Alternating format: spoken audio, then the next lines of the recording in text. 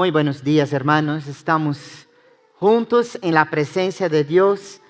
Hemos dicho ya al Señor tantas cosas preciosas, ¿verdad? Aunque un ejército acampe contra mí, ¿qué dicen? ¿Quién le hemos dicho? No temerá mi corazón. Y hoy estamos casi terminando. Hemos visto todo el libro de Hechos durante estos 3 meses. Y yo no sé a los hermanos, porque a veces las palabras vuelan como el viento, pero a mí esto de verdad que me ha sido de gran bendición el crecer, el conocer algunas verdades importantes en la palabra de Dios, el recordar los testimonios inspiracionales de la vida de tantos siervos y siervas de Dios a lo largo de la historia y en concreto ahora en este tiempo donde la iglesia estaba creciendo, donde la iglesia se estaba desarrollando frente a todo lo que afrontaba y enfrentaba como iglesia.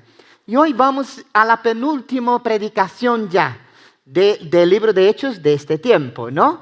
En el capítulo, vamos a centrarnos un poco en el capítulo 27 y parte del 28, en un momento de naufragio. Por eso he intitulado Los naufragios de la vida. La vida aquí en esta tierra es un complejo de victorias, de luchas y a veces de derrotas. Todos pasaremos por momentos duros de tempestades. No obstante, aquellos que están en Cristo saben que Dios es fiel y nunca nos abandona. Y esa es la primera verdad que quisiera que tuviéramos claro. Dios es fiel y nunca nos abandona. Pablo fue un apóstol fiel de Dios en todas las circunstancias de su vida.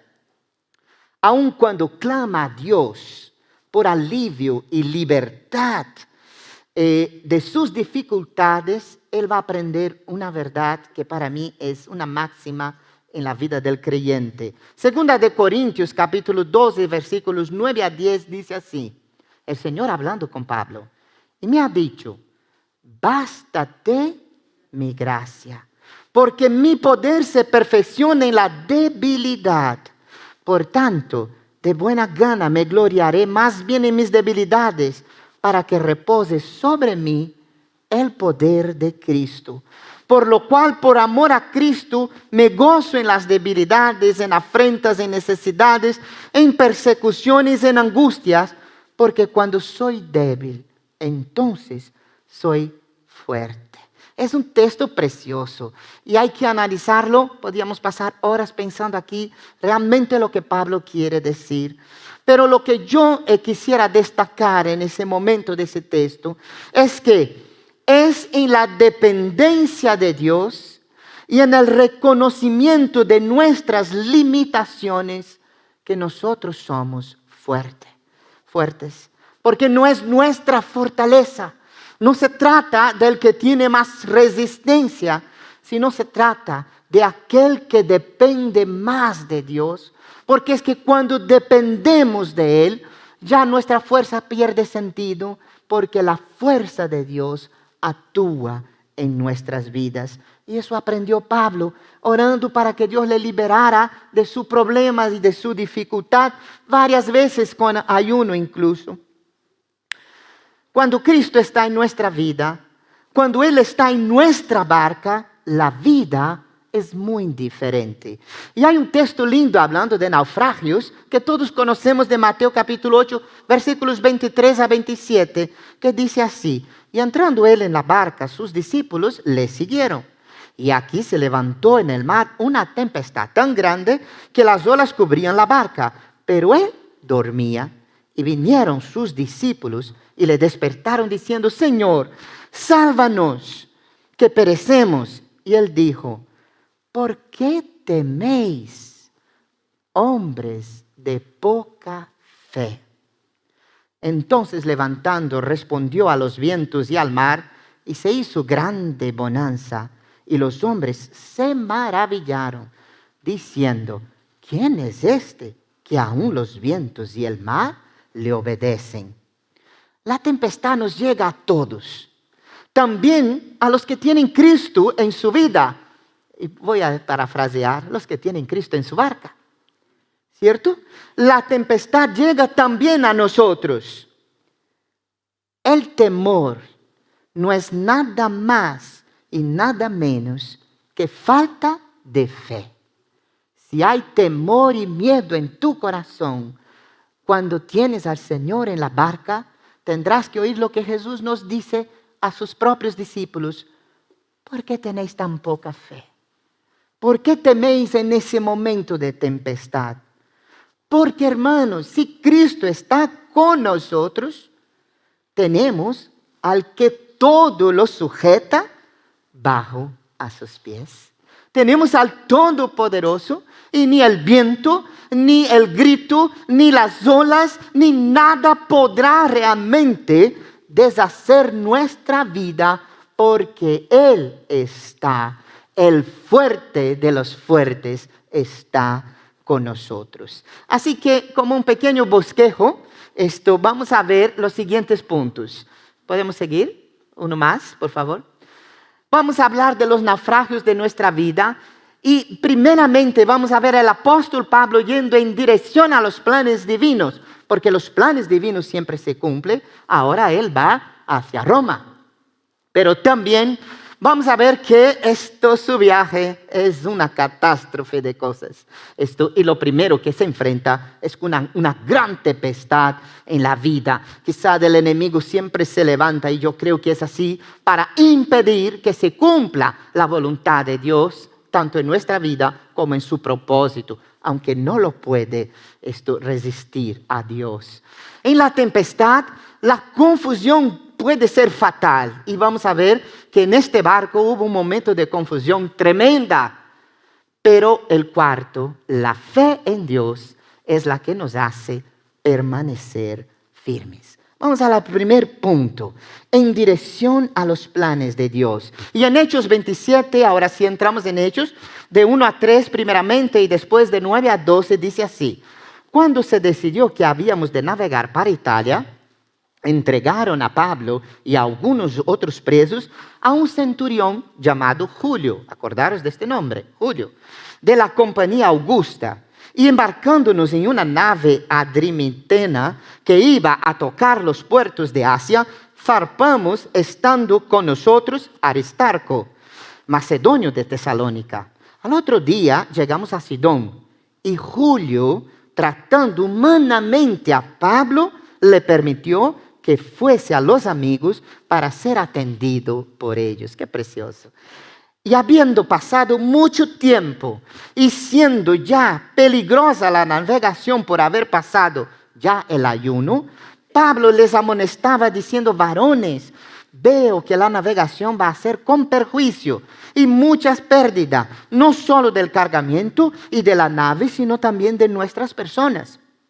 Pero el centurión daba más crédito al piloto y al patrón de la nave que a lo que Pablo decía. Y siendo incómodo el puerto para invernar, la mayoría acordó zarpar también de allí por si pudiesen arribar a Fenice. Este es el comienzo del viaje, el cuarto viaje de Pablo, que lo lleva a Roma. Iba cumpliendo poco a poco todos los planes que Dios había tenido. La compañía Augusta era una de las 5 regimientos romanos acotonados cerca del puerto de la ciudad de Cesarea. Una nave adramitena aludía a una embarcación que tenía su base en un puerto de este nombre, que se hallaba situado en la provincia romana de Asia, la moderna Turquía. Embarcándonos, lo que dice aquí el autor. ¿Quién fue el autor de Hechos? Lucas. Esto indica que Lucas acompañaba a Pablo en este viaje.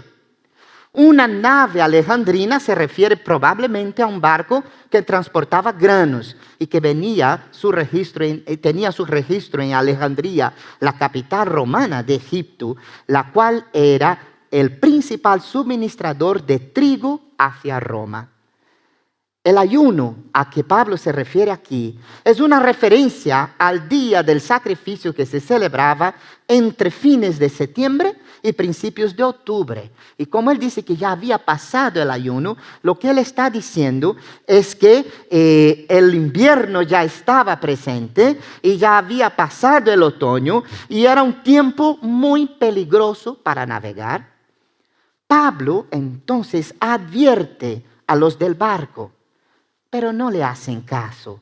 Y a pesar de que este no era el mejor tiempo para navegar, el piloto y el patrón de la nave no querían pasar el invierno en la sea donde estaban, y así que se arriesgaron. Me fascina, primeramente, hermanos, la relación estrecha que tenía el apóstol Pablo con Dios. No solo me fascina, me dice que es posible tener comunión con Dios y escuchar de Dios su palabra y conocer su voluntad. Muchas veces no entendemos ni escuchamos, quizás por pereza o por demasiada ocupación o porque no queremos de verdad saber qué es lo que Dios quiere decirnos en determinados momentos de nuestra vida. Pablo, la comunión íntima, nos dice la palabra de Dios en Salmo 25:14, la comunión íntima de Yahvé es con los que le temen, y a ellos hará conocer su pacto. Dios había advertido a Pablo que este viaje iba a ser de cuidado, y había dicho, habla con ellos, y Pablo va a hablar, y habla como siervo de Dios, pero también como ser humano, como alguien que está ahí prisionero siendo llevado hacia Roma, y decir, hermanos o amigos, si vais a salir ahora, de verdad que este viaje va a ser una catástrofe. Al principio, los vientos y el clima parecían favorables, pero luego se levantó una tormenta tremenda y fatal. Segundo punto que quisiera recordar son las tempestades de la vida o en la vida. Soplando una brisa del sur, pareciéndoles que ya tenían lo que deseaban, levaron anclas y iban costeando Creta. Pero no mucho tiempo después dio contra la nave un viento huracanado llamado Euroclidón. Y siendo arrebatada la nave, no pudiendo poner proa al viento, nos abandonamos a él y nos dejamos llevar. Y habiendo corrido a sotavento de una pequeña isla llamada Clauda, con dificultad pudimos recoger el esquife. Y una vez subido a bordo, usaron de refuerzos para ceñir la nave. Y teniendo temor de dar en la sirte, arriaron las velas y quedaron a la deriva. Pero siendo combatidos por una furiosa tempestad, al día siguiente empezaron a alijar y al tercer día con nuestras propias manos arrojamos los aparejos de la nave. Y no apareciendo ni sol ni estrella por muchos días,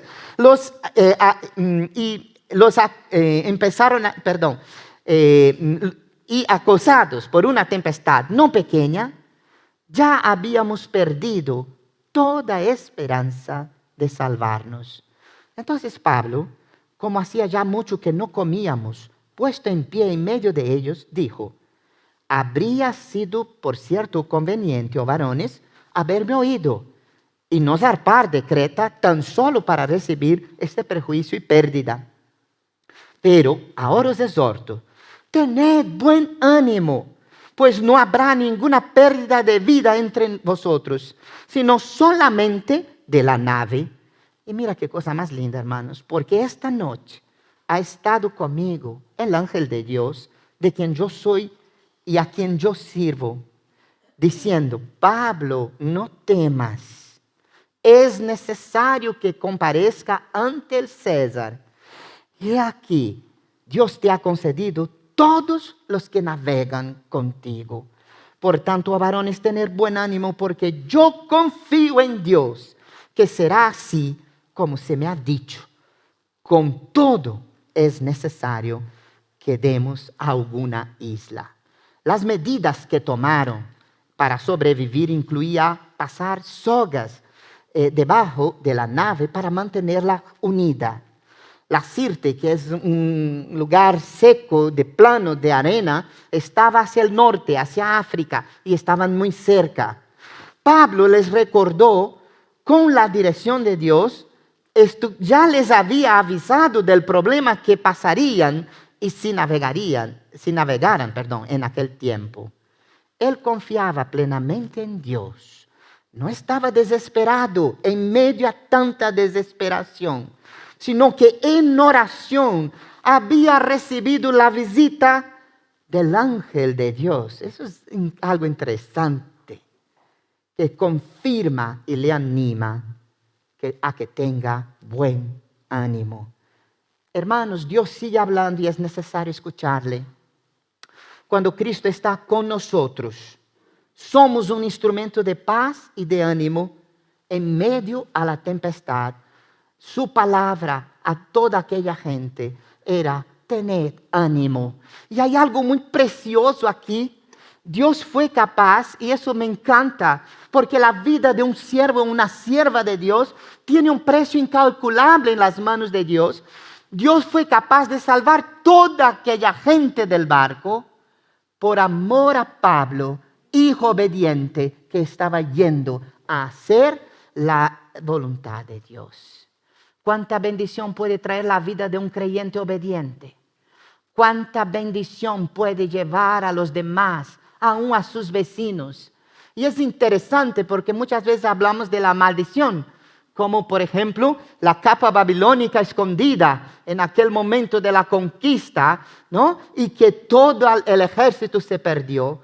Pero pocas veces se habla de lo que puede hacer la vida de un creyente, aunque no somos nada, menos que un grano de arena, pero en las manos de Dios tú puedes ser de bendición para miles de personas, para centenares de personas, como lo fue el apóstol Pablo, el único de los primeros apóstoles del Señor que tuvo y estuvo cara a cara con el rey de aquel tiempo, con el César, y que pudo hablarle del amor de Dios y del plan de salvación. Las tempestades siempre llegarán, pero el Salmo 91 que conocemos y que es tan hablado entre nosotros dice: por cuanto en mí ha puesto su amor, yo lo libraré, lo pondré en alto. Por cuanto ha conocido mi nombre, me invocará y yo le responderé. Con él estaré yo en la angustia, lo libraré, le glorificaré, lo saciaré de larga vida y le mostraré mi salvación. El tercer aspecto, hermanos, en la tempestad, la confusión puede ser fatal.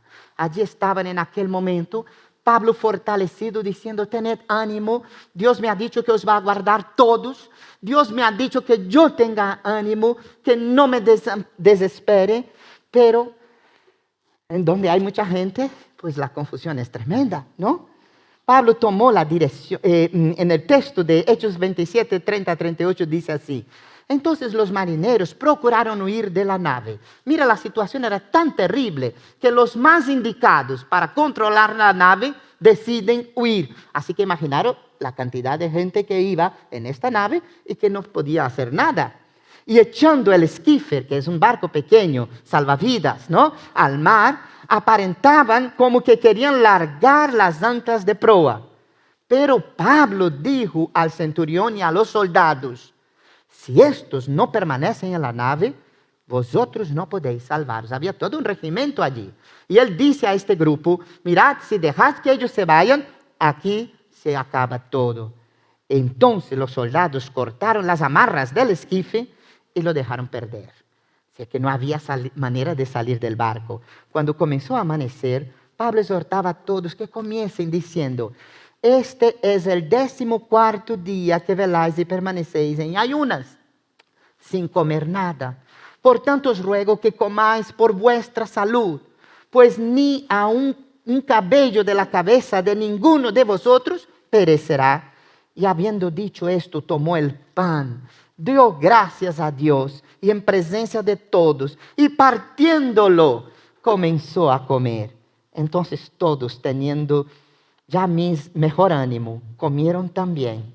Y éramos todas las personas de la nave, 276.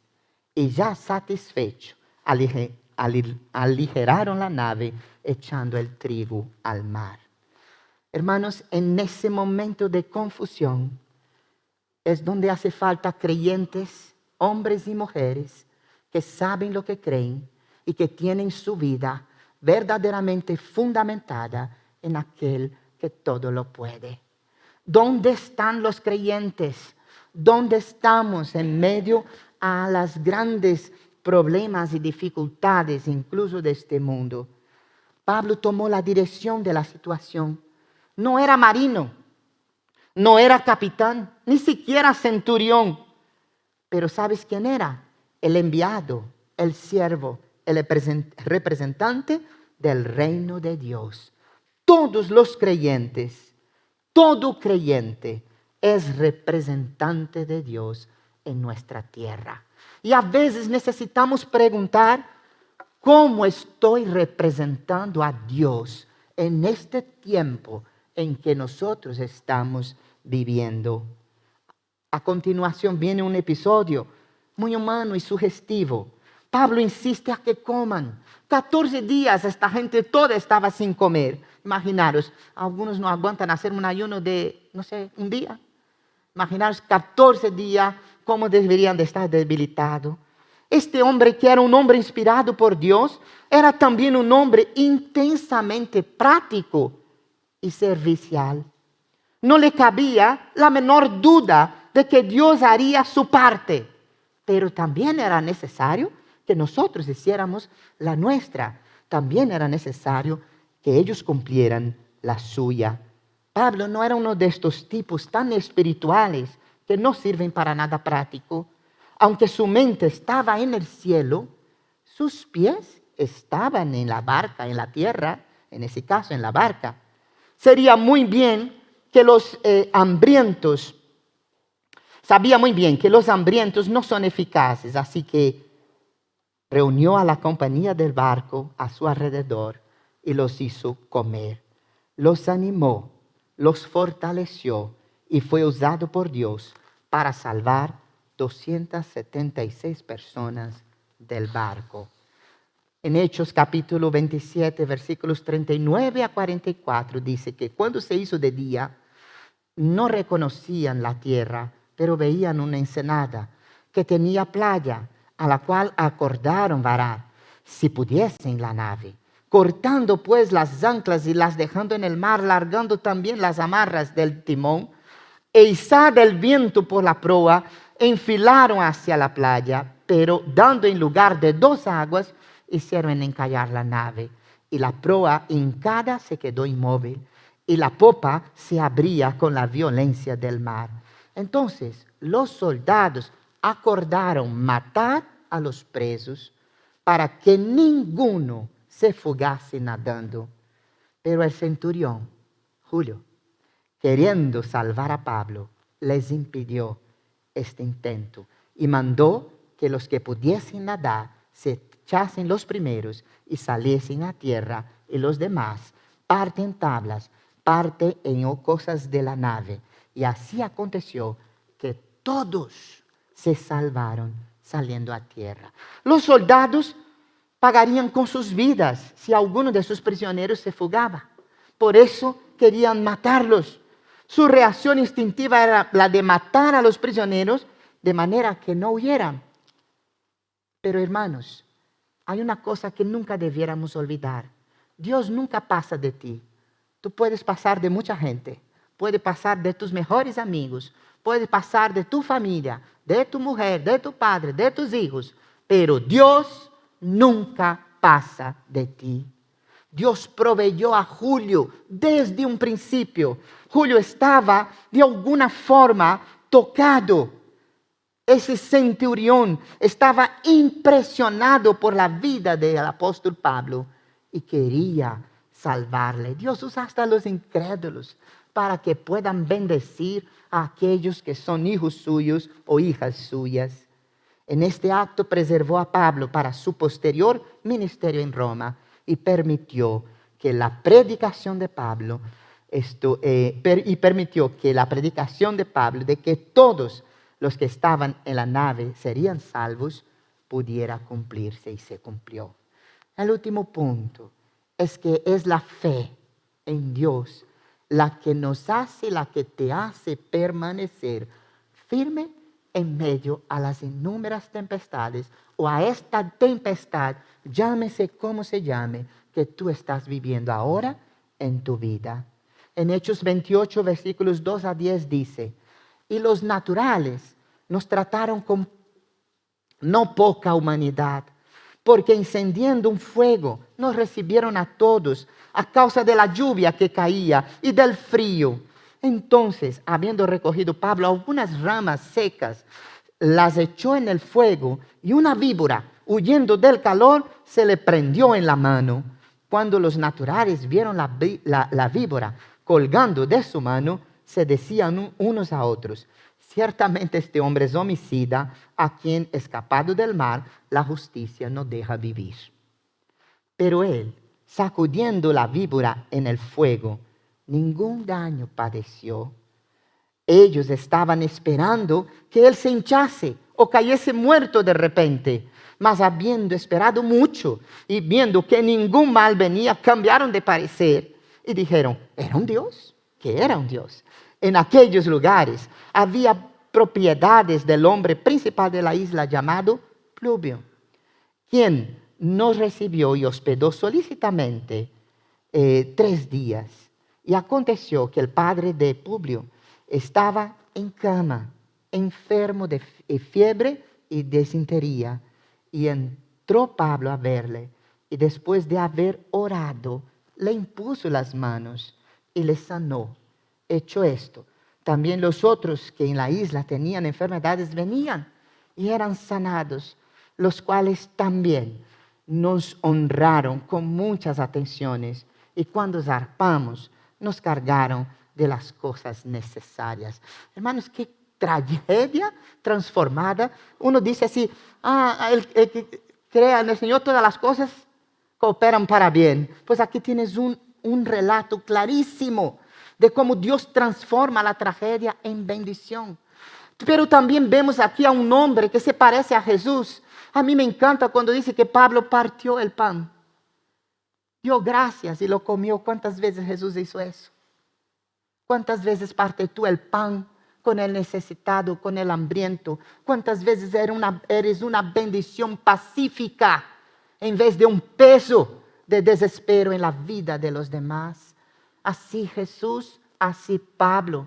Pero también me encanta aquí. La gente queda tocada porque Pablo es mordido por esta serpiente, esta víbora que es venenosa. Todo el mundo espera su muerte. Mira cómo somos los seres humanos, ¿no? Dijo, bueno, ese es feliz. Esto es un homicida y como no murió en el barco y en la tragedia, ahora va a morir aquí. Así somos nosotros, los seres humanos. Pero el Señor ve las cosas muy diferentes. Y el cambio fue tan grande que ya pensaban que tenía un Dios entre ellos. Y aquí está Pablo Dios, pero Pablo no era un Dios. Pablo era un siervo que amaba a Dios sobre todas las cosas. Y el que ama de verdad a Dios le obedece. No al pastor, no a la iglesia, no a las doctrinas solamente. Es a Dios a quien obedece. Y aquel que obedece a Dios sabe muy bien cuando está haciendo algo que está bien delante de Dios y cuando lo está haciendo y sabe también que no lo está. Allí estaba Pablo y como si fuera poco, este hombre cansado y agotado, haber salvado 276 vidas, animándoles.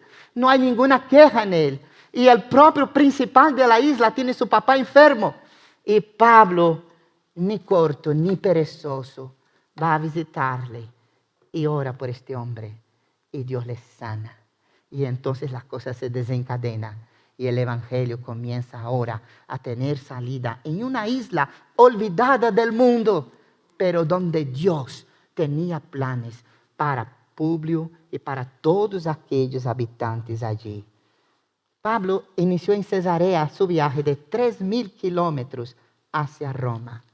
Dios planificó que Pablo fuera a Roma y no permitiría que nada le detuviera a su siervo.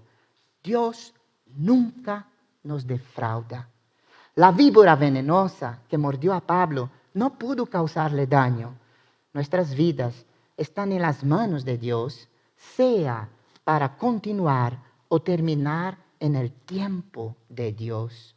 El apóstol era un hombre que no podía estar sin hacer nada. Era muy activo el apóstol Pablo, eléctrico yo le llamo esto. Y ni corto ni perezoso, pues se pone como todo el mundo a buscar leña para poner en la fogata y calentar a todas aquellas personas. Con esta sorpresa de que entre las gavillas que cogía, la leña que cogía, había una víbora que esto le muerde. Él se revela como un hombre sosegado y tranquilo.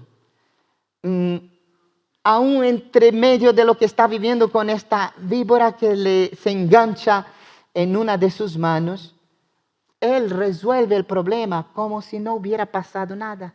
Tanto que la gente queda aquí, a ver qué va a pasar. Pero ¿qué más le daba? Él tenía tanta seguridad de lo que Dios le había dicho. Hoy debiéramos aprender a tener la fe del apóstol y crecer en fe, porque no había ninguna probabilidad de que saliera ileso de allí ahora, pero lo salió, porque Dios es Dios de milagros. Dios no está limitado a nuestra pequeñez. Pablo continuó ministrando a los demás, aún como náufrago y prisionero. Tenía todas las de quejarse, tenía todas las de dudar, tenía todas las de dejar allí y decir, basta Dios, ya no quiero más porque servirte no es fácil.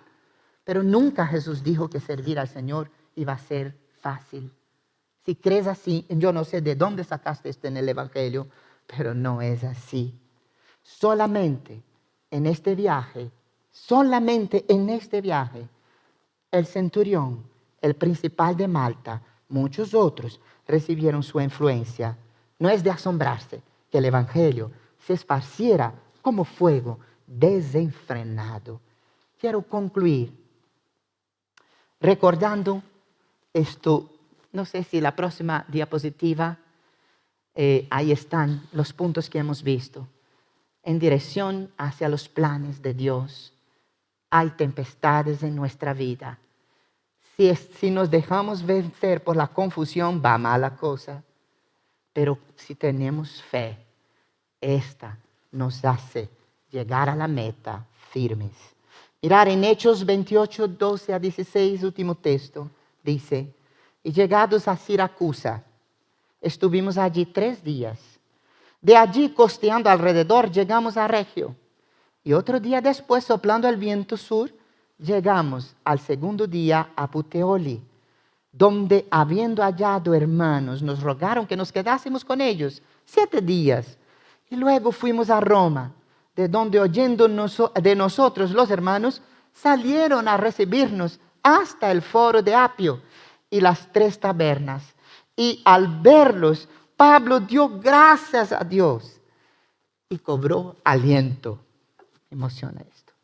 Cuando llegamos a Roma, el centurión entregó a los presos al prefecto militar, pero Pablo se le permitió vivir aparte con un soldado que le custodiase. Pablo llegó a Roma. Nunca dudes que Dios mantiene sus promesas, las mantiene. Dios no es hombre para arrepentirse, ni hijo de hombre para prometer y no cumplir. El foro de Apio era un pueblo situado a 70 kilómetros al sur de Roma. Los hermanos caminaron 70 kilómetros para encontrar con el apóstol Pablo. 3 tabernas están localizadas 55 al sur de Roma. Una taberna era un lugar donde se vendían alimentos y se ofrecía alojamiento a los viajeros. Dios cumple sus promesas. Allí estaba él pisando la tierra que Dios le había dicho. Segundo aspecto, no estamos solos en la batalla. Los cristianos públicamente fueron para recibir a Pablo y para animarlo. Y dice el texto que Pablo, ahora su corazón coge ánimo. porque se da cuenta que el plan de Dios no se resume a mi nombre o a tu nombre, a una sola persona. El plan de Dios es mucho más complejo de lo que tú puedas imaginar. El cristiano nunca está solo. Pablo era consciente de que tenía una nube invisible de testigos con él a su alrededor, de que formaba parte de una comunidad que se extiende por toda la tierra. Era consciente de que donde estuviera, allí también estaría Dios. Jamás estaremos solos. Y último, Dios cumple su propósito en ti. Pablo sabía que llegaría a Roma para cumplir los planes de Dios. ¿Qué planes tienes Dios para tu vida? ¿Para qué estás viviendo en esta tierra? Si es para acumular euros, si es simplemente para vivir aquí un cielo que no existe en este lugar, vas muy equivocado. Vas de mal a peor, porque Dios tiene un plan para la vida de su pueblo y de sus hijos en esta tierra. Y aún más el apóstol Pablo más tarde nos advierte, sé fiel hasta, y te daré ¿qué? La corona de justicia. Yahvé cumplirá su propósito en mí, decía el salmista. Tu misericordia, oh Yahvé, para siempre. No desampares la obra de tus manos. Jamás desamparará, jamás dejará. Tú puedes saltar del plan de Dios y no hacerlo, pero si estás dispuesto, a donde quiera y lo difícil que fuera, Él te llevará y pisarás. Y no sé si de ahí viene, ni sé de dónde viene, el hecho de cuando los papas, ¿no?, católicos llegan a una tierra por primera vez, lo primero que hacen al bajar del avión, en este caso, en nuestro tiempo, es besar el suelo, ¿no? Pero lo cierto es que el Señor ya decía mucho tiempo antes a sus siervos, donde pisare la planta de vuestros pies, este lugar yo os le daré. Y como iglesia, hermanos, no todos los que estaban aquí ya aún están, pero un día muchos están y pueden recordar. Estuvimos aquí, donde es ahora mismo el garaje. No había nada en este lugar, solo árboles y maleza. Y allí de pie oramos. Señor, si es tu voluntad, aquí estamos. Y hoy estás bien sentaditos ahí, en un suelo precioso, recién estrenado, ¿verdad? Gloria a Dios. Porque los propósitos de Dios son sí y amén. Y porque Dios no anda jugando con nadie, menos con sus hijos. Cuando Él promete, Él cumple. Vamos a orar. Padre, gracias por tu presencia. Gracias por tu palabra. Bendícenos, Señor, como pueblo. No importa las tempestades, aumenta nuestra fe. Ayúdanos, Señor, a tener una fe inconmovible en ti, Señor. Porque aquel que cree en la roca de los siglos jamás perecerá. Y, Señor, que tus planes y tus propósitos se cumplan en nosotros hasta el día que tú decidas que entremos en la nueva Jerusalén, Señor. Que podamos ser fieles y que mirando a los testigos que tenemos y que mirando a tu pueblo en todas las partes del mundo, seamos para este mundo una inspiración. Señor, ese es solo un milagro que tú puedes hacer, porque este mundo está tan perdido. Pero te pido que nosotros como pueblo podamos ser una inspiración para que otros te conozcan. En el nombre de Jesús. Amén. Que Dios nos bendiga, hermanos. Que Dios nos guarde. Saludaos unos a otros.